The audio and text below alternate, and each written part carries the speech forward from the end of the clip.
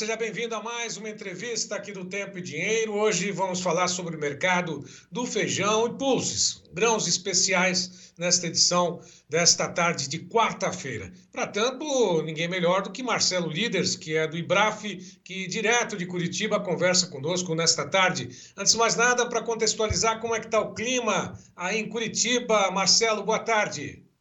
Boa tarde, prazer em estar aqui com você e com os produtores. Tem sol entre nuvens, mas abriu o sol o dia inteiro aqui em Curitiba hoje. O pessoal já estava com saudade de ver o sol.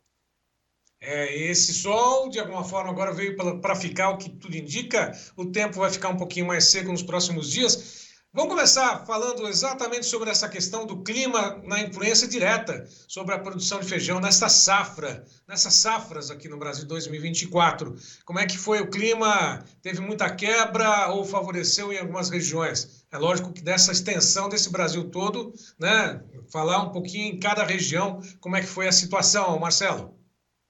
Bom, nós estamos aí no final da transição entre a segunda e a terceira safra, né? Então, no Paraná, nós tivemos problemas com o clima aqui do Paraná, todo tipo de problemas, a produtividade foi baixa, a colheita na hora da chuva prejudicou em muito também a produção e a aparência do feijão. E agora nós temos uma oportunidade de ter o feijão carioca saindo das regiões irrigadas.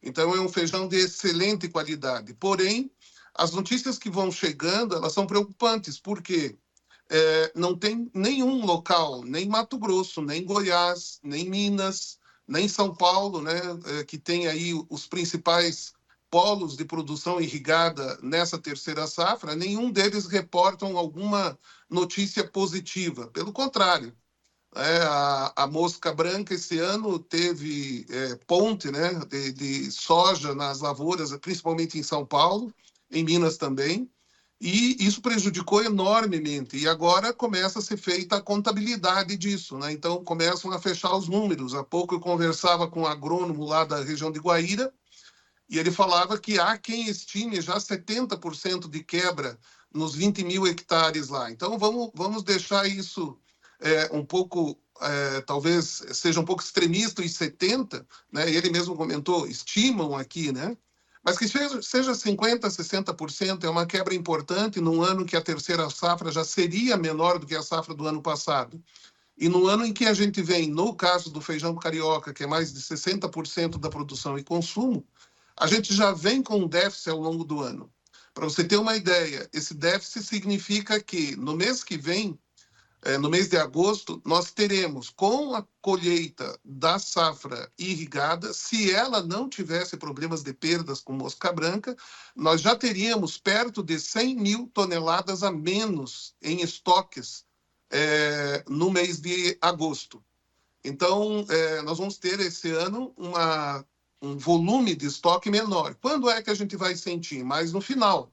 Agora é o pico, agora está colhendo, os armazéns estão cheios, quem precisa vender, vende, o preço recua, né? O preço estava lá em 300, 320, já veio para 280, 290. Há uma expectativa de que baixe mais um pouco, por conta do pico da safra. Mas a verdade é que, no médio prazo, né, já em setembro, outubro, ano passado, em outubro, os preços reagiram. Esse ano pode acontecer, se esses números todos continuarem apontando para um volume menor, que a gente tenha uma reação mais cedo. Bom, e mesmo assim, você comentou comigo antes dessa entrevista que, apesar de uma oferta ajustada, no caso, o governo decidiu baixar os preços mínimos. Explica para a gente, por favor.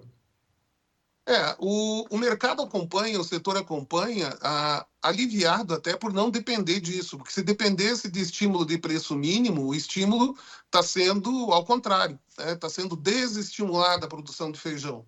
Então, ainda que a redução seja pouca, o feijão preto, alguma coisa como 4%, o outro carioca 1%, qualquer coisa assim, mas ele é um indicativo de que, na percepção do governo, está tudo bem. E se na percepção dele está tudo bem, no campo a gente sabe que não é bem assim. Nós temos a competição com a soja, competição com o milho, nós temos problemas climáticos, Nós temos uma cultura que é o feijão, que ela é mais delicada, ela precisa de mais atenção do produtor ou do agrônomo que conduz a lavoura, então é uma lavoura mais trabalhosa. E você tem um indicativo desse. Isso parece que o governo não está pensando. Vai ter tanto feijão que a gente pode desestimular, pode produzir um pouco menos. É estranho, né? Falava-se de importar se precisasse aí dias atrás e agora já se desestimula o plantio. Então os produtores estranham muito esse fator. E a verdade é que quem está fazendo esse papel é o próprio setor, a oferta e a demanda. É bom que seja assim. Os estoques de governo não estão sendo formados, o discurso é que vão formar, mas não estão formando, e o que acaba trabalhando a favor do consumidor brasileiro e dessa nossa proteína tão especial é o fato de que tem muitos feijões hoje que são exportáveis. Não significa que eles vão ser exportados, mas o produtor se sente mais seguro em produzir feijão rajado, feijão vermelho, feijão mungo, feijão calpi, feijão preto, né? Por quê? Porque se houver excedentes, ele sabe que vai ter liquidez, vai ter alguém que vai comprar e vai ter um mercado internacional para esse feijão. É essa segurança que está fazendo com que nós tenhamos aí a produção arranhando aí os 2 milhões e 900, 3 milhões de toneladas nos últimos anos. Bom, ainda falando sobre esse papel, lógico, que foi feito com arroz e anunciado no primeiro momento com feijão, se faltasse, né, já existia a possibilidade de importação no volume, etc, etc. Mas, ao mesmo tempo, há um contrassenso, né, de você falar a respeito de importação, não mais, e diminuir o preço, jogar lá para baixo o preço mínimo, como se isso fosse atingido, né, como os produtores fossem necessitar desse preço mínimo. O que está acontecendo nesse sentido? Qual a sua avaliação? O IBRAF avalia de que forma esses anúncios, né, controversos a todo momento. No primeiro momento, para o arroz, ainda bem que não agora para o feijão, mas deixou na retaguarda. Será que com esta informação de que a produção vai ser um pouquinho menor, corre-se o risco novamente de falar em importação de feijão ou não, Marcelo? Olha, o Brasil ele importa feijão preto todos os anos. O que a gente vem trabalhando é para mostrar para o produtor que se ele produzir feijão preto, para a gente não precisar importar da Argentina, a gente tem um mercado aqui dentro que importa 70, 80, 90 mil toneladas, mais ou menos 50 mil hectares, 60 mil hectares de feijão da Argentina vem todo ano. Se o governo resolvesse, não, nós vamos importar feijão, não vai ter da onde importar feijão, porque o mercado está muito ajustado internacionalmente. O preço dos feijões estão mais altos internacionalmente. Então, não viria esse feijão importado. O que isso mostra é uma total desconexão do campo. Porque da onde vêm as nossas informações? Vem de conversar o dia inteiro com produtores, agrônomos, técnicos agrícolas, loja de insumos, distribuidoras de fertilizantes, com todo o mercado, com os empacotadores, com as redes de supermercados, para sentir como é que as coisas estão e para onde elas estão indo. Então, é impressionante que uma instituição que tem a quantidade de pessoas trabalhando que tem, não consegue saber a necessidade que haveria de estimular a produção de feijão preto. Se eles colocassem R$ 20 a mais por saca, não seria suficiente para estimular o brasileiro a produzir mais feijão. Então, não teriam que colocar efetivamente o investimento ali. Poderia aumentar e marketear isso dentro do governo, mas não fizeram isso. Por quê? Porque estão desconectados da realidade. Os números que chegam para eles da forma que é coletada, a gente vê que não é só o nosso setor do feijão, vários setores observam o descompasso da realidade dos números que são publicados pela Conab. Então, é claro que a pessoa que está encarregada, o gestor que está encarregado lá em Brasília, ele trabalha com os números que ele recebe da base. Então, a base, a captação, deve ter algum tipo de problema que demora tanto para chegar a informação lá em cima e, às vezes, não chega. Né? Então, imagine, se o preço do feijão preto hoje está R$ 300, já passou a safra. A terceira safra tem pouquíssimo feijão preto. Nós só vamos ter uma safra de feijão preto no início do ano que vem. Podemos avisar o produtor, plante que vai ser um bom negócio. E a Conab vai diminuir o preço mínimo. Tipo, não plante, eu acho que vai ter muito. vou diminuir o preço mínimo aqui. É claro que às vezes as coisas não são tão simples quanto a gente coloca, né? A formação, o protocolo da formação do preço talvez tenha exigido isso. Mas você não quebrar o protocolo e não gerar uma discussão dentro do órgão é que nos preocupa, né? Então, é uma desconexão com a realidade. E isso, nesse momento, não prejudica tanto o produtor e o consumidor, mas deixa de favorecer os dois. Querendo ou não, a própria dinâmica do mercado mostra que sempre é um equilíbrio, né? O mercado por si próprio ele acaba se equilibrando, né? Oferta, demanda, preços, consumo, enfim, tudo isso acaba se equilibrando, né? Só não interferir, que se interferir já dá problema.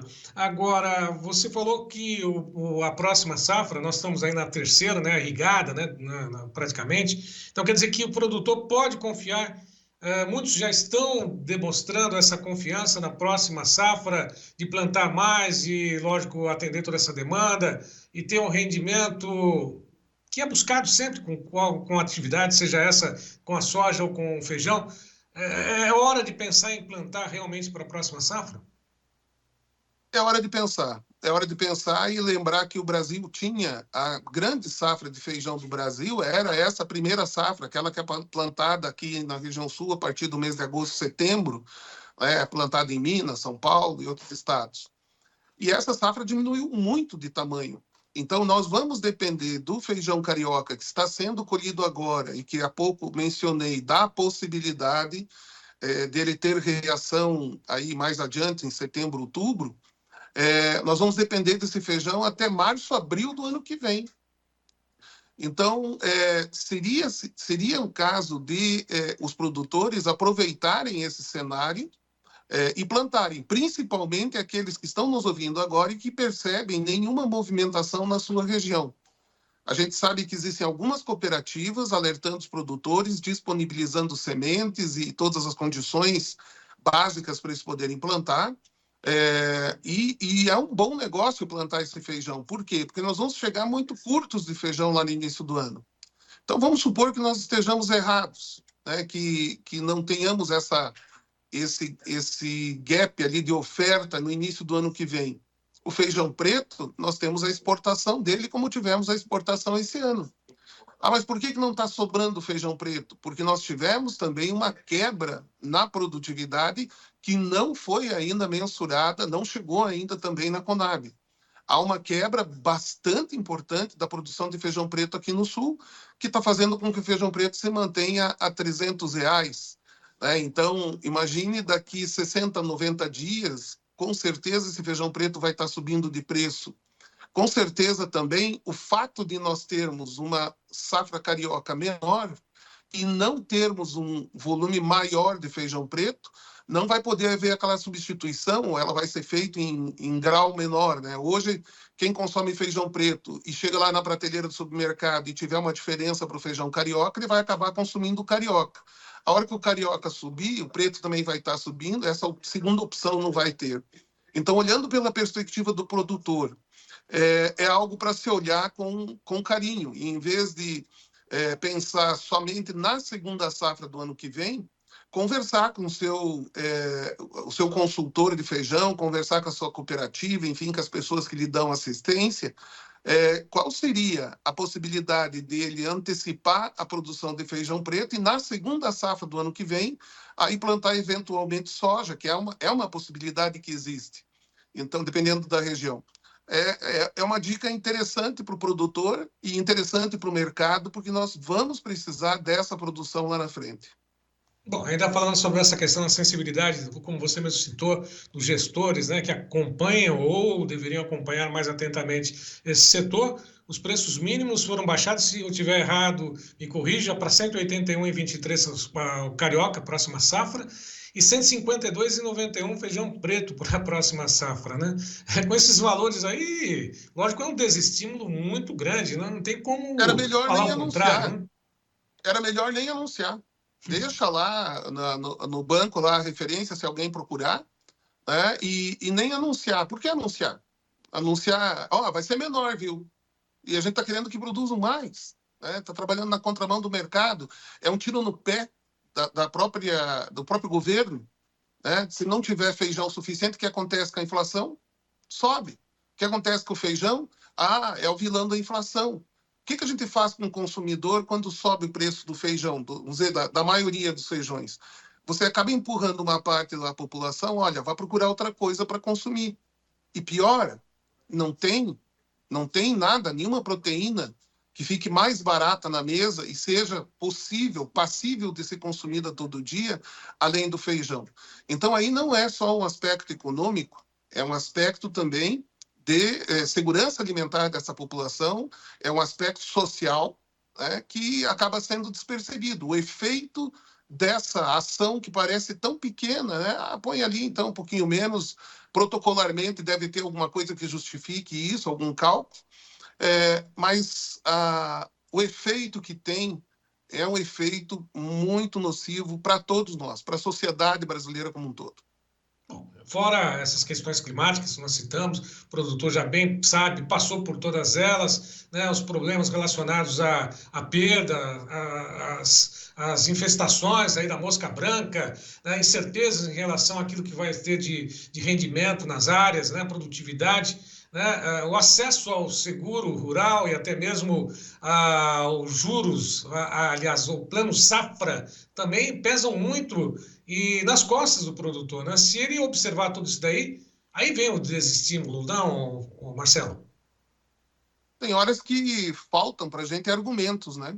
Para continuar estimulando esse produtor a se manter na atividade. É claro que existem anos ruins, existem anos médios e anos excelentes, né?